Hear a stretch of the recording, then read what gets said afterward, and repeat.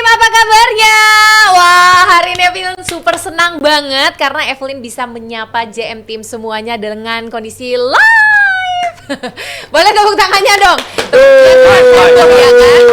Ini benar-benar ya, Evelyn udah kayak bocil banget di sini nih. Pemeriah selalu di setiap Rabu karena tentunya bersama dengan tim Evelyn Rabu. Rame bukan kaleng-kaleng. Ada Rizal yang pertama, terus juga udah ada Firzi yang kedua. Yang kedua dong. Aduh, sengaja ya. Benar. Aku lagi lekat banget sengaja. sama seorang Firzi Gua tahu gitu. Evelyn, benar iya kan? benar. Newcastle imbang 2-2. Kemarin lomba padel juara 2. Juara 2. Sebenarnya nggak ada juara 2, juara itu cuma 1. Jadi peringkat kedua dan sangat menyesal. Harusnya bisa peringkat pertama. Tapi tahu nggak Kak, kenapa juara 2? Kenapa? Soalnya ngefansnya Newcastle. Arsenal pasti juara 1. Ya nggak Kak, Aldi bawa Zier yang paling ujung. Waduh. Ini berdasarkan klasemen beberapa tahun terakhir bukan? Malah Arsenal yang 2 dong. Iya. Dan yang lalu kita punya cerita baru hari ini ya kan. Kita langsung mau lihat aja nih La Liga yang sudah penuh dengan banyak tensi, banyak dengan emosi, kasih kita drama juga. Dan ini bisa dibilang comeback nggak ya? Comeback yang bikin jantung debar-debur juga ya, debar-debur. Baru denger juga nih kabar debar-debur ya. Tapi di tengah penuh intrik dan drama ini memang ini semua penuh tanda tanya juga sih. Artinya gini loh, Barcelona menang, tapi rasanya kok kayak punya banyak PR gitu. Dari kalian menurutnya gimana? Coba Rizal dulu mungkin. Oke, boleh. Kalau dari gue sih itu kemenangan yang bisa ngangkat mental mereka ya. Comeback emang bukan comeback yang sempurna banget, tapi kalau dari segi mental, kenapa gue bilang mental? Karena emang tadi Evelyn udah nyinggung, performa mereka belakangan kayak sebenarnya masih banyak PR. Tapi sebanyak-banyaknya PR mereka bisa ngebalap Madrid di puncak klasemen loh. Itu secara mental menurut gua akan sangat ngebantu.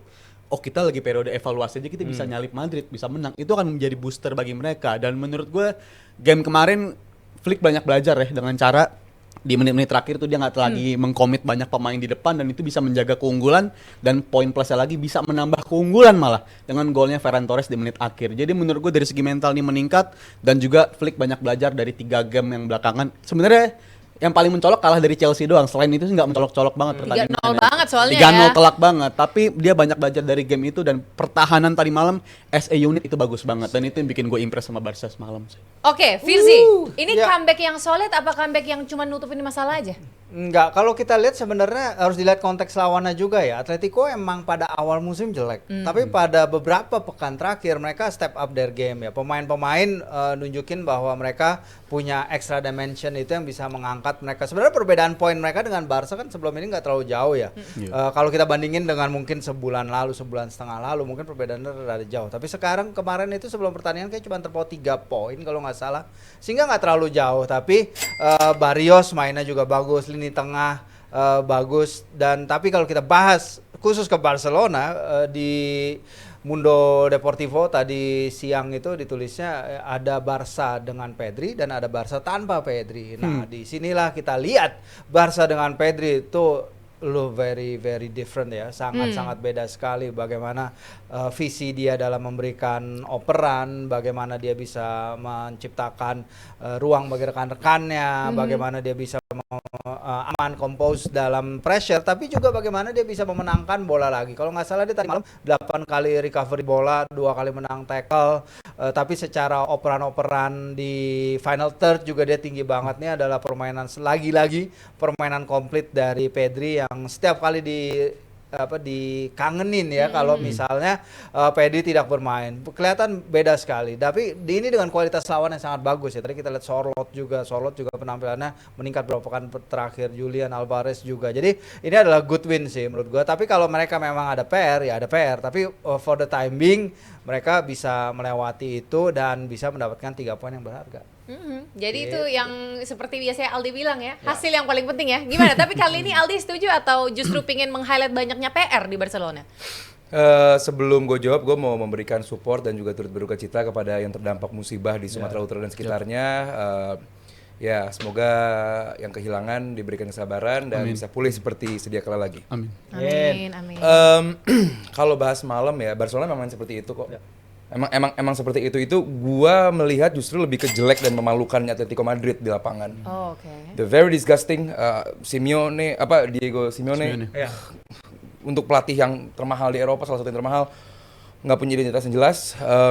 Semalam Barcelona pakai Eric Garcia sebagai midfielder dan Pedri yang punya tugas berat luar biasa, tapi sama sekali nggak dimanfaatkan oleh Atletico Madrid. Kalau lu buka statistiknya, heatmapnya Atletico, mereka menyerang lewat sayap, padahal harusnya lini tengah lah yang mereka manfaatkan, lini tengah Barcelona yang harus mereka bunuh. Itu yang Chelsea lakukan dan itu berhasil sekali Chelsea.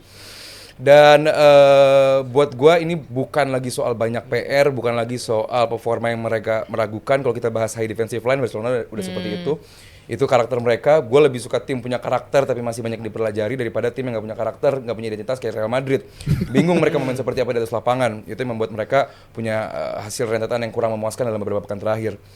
Ya tadi sebenarnya Virzi udah bilang bagus bahwa dalam 6 pekan terakhir Atleti bermain bagus, bahkan menang kalau nggak salah. 6 pekan terakhir dan ya gue bingung lu menghadapi Barcelona, lu unggul 1 poin tapi lu nggak meningkatkan intensitas serangan. Itu yang gue bilang memalukan dari Atletico Madrid. Sementara Barcelona tenang, tetap tenang dan mereka tahu saat lu punya Pedri di atas lapangan, kreativitas itu nggak akan menjadi PR buat lu. Dan ditambah Rafinha. Rafinha di game kemarin itu menunjukkan bahwa dia kenapa menjadi salah satu nominator untuk apa namanya JM Award. Udah kepikiran nih. Aja nih. Udah kepikiran jam soalnya. terbang untuk Ballon d'Or gitu, benar-benar efektif dan ya seorang Hansi Flick pada akhirnya punya waktu untuk mengistirahatkan 2 pemain terpenting Barcelona saat ini, itu Pedri dan juga Rafinha, karena mereka abis ini akan ke Real Betis yang juga laga yang sangat sulit, artinya mereka mengistirahatkan pemain karena ini kan lagi festive period juga, mulai masuk ke jadwal berat, pekan-pekan berat, dan Barcelona yang penting menang. Dan apa namanya, mereka akan menghadapi lawan yang juga berat, dan sekarang tekanan ada di Real Madrid justru yang akan menghadapi Bilbao. Bilbao jelas bukan dalam fase terbaiknya, tapi bisakah Madrid yang dalam rentetan beberapa pekan terakhir, jornada terakhir belum menunjukkan identitas, lu mau main position based football, pressing mereka juga biasa aja, counter attack mereka dipertanyakan, apalagi game menghadapi Olympiakos, LC, artinya bahwa ya ini Madrid beruntung punya pemain seperti Kylian Mbappe. Tapi cuman lucunya gini sih, kalau si Real Madrid itu gak ada identitas, justru di saat mereka pingin ada identitas, malah nggak works, pemainnya malah nggak nyaman. Bahkan terang-terangan Vini bilang dia nggak mau perpanjang selama ada si Xabi di sana. Nggak perlu dengerin Vini karena Vini Madrid lebih besar daripada Vini gitu loh. Vini mau cabut gitu. Madrid akan selalu punya opsi pemain gitu. Iya, pemain lain gitu. Dan kalau emang ini pemain yang ya Vini jangan salah ya, Vini is very talented player, sangat bagus. Cuman kalau dia bilang nggak tahu itu rumor atau apa ya? Itu valid ya? Valid ya? Saya yang out atau Xabi yang out? Iya. Oh itu terlalu jauh buat gue. Intinya begitu. Itu terlalu jauh dan ya sekarang punya Mbappe. Kalaupun masih ada Rodrigo juga di kiri bisa, di kanan ada Arda Güler dan lain-lain. Yang gue heran adalah Madrid kan kondisi begini munculnya ketika abis menang dari El Clasico gitu. Setelah mereka mutusin rentetan 4 kekalahan beruntun lawan Barcelona, mereka bisa menang, baru hal-hal kayak begini muncul ke permukaan. Jadi itu menurut gue yang bikin janggal bagi Madrid tuh itu. Tapi kalau balik ke konteks Barca-nya lagi, mereka pintar dalam memanfaatkan momentum ini. Dan tadi itu ada yang komen juga si Northern Tigers bilang Alvarez dikantongin Gerard Maldini. Ini menurut gue Gerard Martin nih bisa jadi opsi yang cerdas nih, karena tadinya kan gue selalu yakin Barcelona ini nggak dapat pengganti dari Inigo Martinez. Mereka memulai musim tanpa pengganti Inigo Martinez, dan mereka tadinya gue saranin Januari beli pemain aja kalau begini nih, kalau nggak caranya kayak begini. Tapi kalau prospeknya kayak begini, bisa jadi mereka nggak perlu beli pemain tapi dapat pemain baru dalam diri Gerard Martin sebagai back tengah. Dan di gelandangnya, menurut gue kalau untuk konteks game melawan Atletico tadi bukan soal Atletico-nya nggak bagus Bang Aldi, tapi soal Barca-nya yang lebih bagus dari Atletico, dalam artian mereka nggak main dengan sistem yang kayak kemarin lawan Chelsea. Di tengahnya mereka berkembang dengan adanya Eric Garcia, dengan jadinya partner sama Pedri. Gue ngeliat ada balance di sana. Dan gue bilang Eric Garcia ini kalau begini terus bisa ada potensi Mascherano in reverse gitu. Enggak. Mascherano kalau jauhan Rizal. Kalau konteks mungkin nggak nyampe ke Mascherano. Jadi back. Nah, Eric Garcia jelek. Lu mungkin nggak bilang nggak bilang kualitasnya, tapi maksud gue dari segi posisi untuk konteks menambal ya, karena kita tahu mereka nggak akan bergerak di Januari. Let's say kita yakini mereka nggak akan bergerak di Januari, tapi untuk mendapatkan pendamping dari seorang Pedri, ini Javier Mascherano in reverse gitu. Mascherano dari gelandang jadi back, si Eric Garcia dari back jadi gelandang. Mungkin ini layak dicoba. Eric Garcia titik terlemah dari Barcelona. Jadi back. Titik terlemah di Barcelona. Sayangnya lawan nggak pernah mengekspos Eric Garcia. Semalam aja menghadapi Atletico, berapa kali dia ke-expose? Sering sekali. Untungnya ketutup seorang Pedri. Dan kenapa tadi gue bilang Atleti jelek? Satu, lihat XG-nya. Mereka nggak ngapa-ngapain, 0, sekian. Oke? Terus nomor kedua, mereka menggunakan wing, menyerang lewat sayap. Saat menggunakan sayap, Barcelona udah di luar kepala. Saat bermain high defensive line, midfield itu nutup fullback. Eric Garcia nutup fullback, which is sering ke expose. Terus Pedri nutup Balde, which is ya bukan di situ serangan dari Atletico Madrid. Jadi buat gua, kalau untuk nyerang lewat flank, Barcelona sedikit banyak udah tahu caranya untuk mengantisipasinya. Tapi kalau lewat tengah, ini yang belum dicoba sama lawan. Gua nggak ngerti apa sulitnya menyerang Barcelona lewat tengah. Chelsea berhasil. So, dengan ini kan ini sebuah hal yang oke, lu bisa melihat bahwa ada nih prototipe kalau Barcelona diserang lewat tengah. Berantakan. Barcelona itu adalah tim yang penting aliran bola lancar. Begitu aliran bola tersendat, repot mereka. Karena bola udah sampai ke para penyerang mereka, attacking midfield mereka, itu udah dianggap selesai. Begitu ke Lamine Yamal, begitu ke Olmo, begitu ke Rafinha, begitu bahkan ke Lewandowski. Serangan hampir selesai karena bakal jadi gol. Begitu tersendat ke mereka, itu yang bakal menjadi masalah. Itu Chelsea lakukan dengan baik, tapi Atleti, gua nggak ngerti kenapa. Atleti buruk banget. Mungkin dia nggak bisa ngelakuin itu karena pergantian-pergantian yang dilakukan Flick. Karena pada pertandingan berakhir, lini tengah itu dihuni Eric Garcia, Christensen, sama Marc Casado. Basically 3 pemain, dua gelandang bertahan yang merupakan back, dan 1 pemain di depan yang juga punya karakter lebih defensif. Mungkin di situ si Flick belajar dari laga melawan Chelsea ya, bagaimana dia harus shutdown lini tengah untuk memastikan nggak ada lagi bola yang bisa menembus lini tengah seperti yang tadi Aldi bilang. Udah gitu ada cederanya Olmo, ada Lewandowski juga nggak perform banget kemarin, dia gagal penalti juga. Nah mungkin ini jadi template ke depannya karena ya kita lihat sebenarnya Garcia mungkin malam kemarin nggak terlalu, mungkin bisa dibilang biasa aja, tapi kalau dilihat beberapa pertandingan terakhir dia itu keunggulan dia kan adalah versatility dia bisa nambal di mana aja. Lo mau taruh dia di bek kanan, lo mau taruh dia di bek kiri, di DM, sama di jeleknya, back. Sama stabilnya kalau sama solidnya. Kapan dia main terus bagus? Sama solidnya. Di game apa dia main bagus? Kemarin lawan Atletico. Untuk tetap mungkin emang terekspos, tapi untuk defense kemarin dia banyak jadi breaker.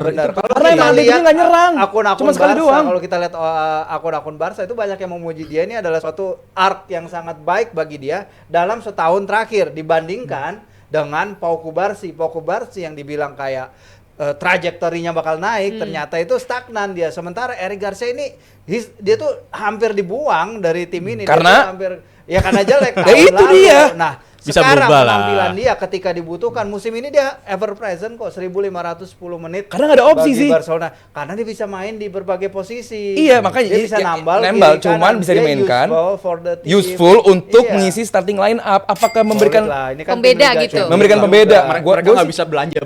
Gua sih kalau emang midfield mereka butuh sama-sama fit, gue mendingan Pedri Casado. Nah, tapi gini ya, Pedri Casado bisa jadi opsi untuk jadi breaker juga. Jalanin tugas yang dijalanin sama Pedri Eric juga. Garcia. Tapi yang terpenting dari midfield Barcelona bukan soal bagusan ini atau bagusan itu, tapi gimana caranya jadi partnernya Pedri dan bikin kemampuan Pedri itu keluar. Itu sesuatu yang di musim ini Pedri De Jong menurut gua nggak terlalu worth. Sangat nggak worth karena De Jongnya jelek. De Jongnya ya itu bisa Jelek, jadi argumen udah yang bilang aja, repot banget. gue termasuk yang nggak terlalu not a big fan of FDJ lah, bukan penggemar dari De Jong. Tapi dari soal Eric Garcia ini, Eric Garcia dipasangin sama De Jong, gue yakin juga nggak works juga. Eric Garcia ini bakal kelihatan jelek. Sama-sama Tapi jelek. kalau soal Eric Garcia dan Pedri, ini bisa jadi prospek yang bisa Karena- menyelamatin mereka. Karena balance, saling apa Eric melengkapi. Garcia seorang breaker yang bagus? Dan tadi malam bisa menunjukkan. At least karena lu bisa serang tengahnya, Rizal, at least lu sayang. bisa berangkat dari sini lah. At least lu bisa berangkat dari game ini. Gimana bisa Sesuatu bilang lu lakuin. bagus saat lu nggak dites?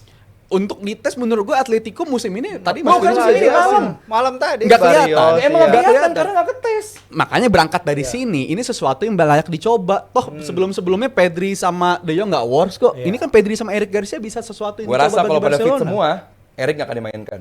Di bek Wow, kanan, itu- bek kanan, Tricky. Kunde. Bek tengah, Itu- lu benar tadi, Cubarsí dan juga tadi lu bilang Gerardo Martin, itu akan Martin dimainkan. Maldini. Midfield, Pedri Casado, Enggak. Pedri De Jong. Pilihan terakhir Eric Garcia, udah hampir dilepas kok. Wow, itu Ya, statement tapi yang setahun sangat lalu, sekarang lebih, kalau gue bilang lebih stabil sih. Di Girona juga dia Wow. gimana. itu strong statement banget loh. Evelyn pingin dengar dari JM Team semuanya gimana ngelihatnya? Apa kalian setuju dengan yang tadi disampaikan dari Aldi gitu ya, bahwa ternyata Eric Garcia ini justru titik terlemah dari Barcelona? Wow, atau seperti yang tadi disampaikan dari, kalau tim Kavisi, tim netral atau lebih ke siapa nih? Tim Aldi? Masih gue bilang dia sangat pemain yang sangat berguna bagi Barcelona Oke, sekarang. berarti timnya Rizal ya Iya. masih ya. Wih. Oke, Eric Garcia ini masih seseorang yang bisa menawarkan versatile-nya Iya, dia betul. dan menjadi sesuatu yang menambal banyak hal yang Betul. dibutuhkan oleh Barcelona. Nah, kalian tim yang mana nih soal Eric Garcia? Ya terlepas sih ya dari performa Eric Garcia yang mungkin ada yang bilang baik, ada yang bilang masih perlu dikritik dan lain sebagainya macam. Evelyn pingin kasih tahu ke kalian yang udah pasti-pasti aja bagus performanya, lebih baik, dan ini yang pastinya performanya kelas dunia tapi produk asli Indonesia. Nah, ini dia nih, Aki GeForce. GeForce ini dirancang khusus ya buat iklim tropis Indonesia. Jadi tahan panas, tahan macet, dan kuat di kondisi jalanan kita. Starternya sekali putar langsung nyala. Ada pilihan maintenance free juga. Jadi kamu nggak perlu lagi isi air aki lagi terus-terusan ya kan. Tinggal pakai aja pokoknya. Variannya juga lengkap tahu. Dari motor harian sampai mobil SUV, semua ada. Jadi kalau kamu pengen aki yang awet, kuat, dan siap nyala kapanpun, pilih GeForce, oke? Aki jagoan dari Indonesia. Cek langsung di geforcesantini.com atau Instagram @geforce_id. Oke, sekian, terima kasih.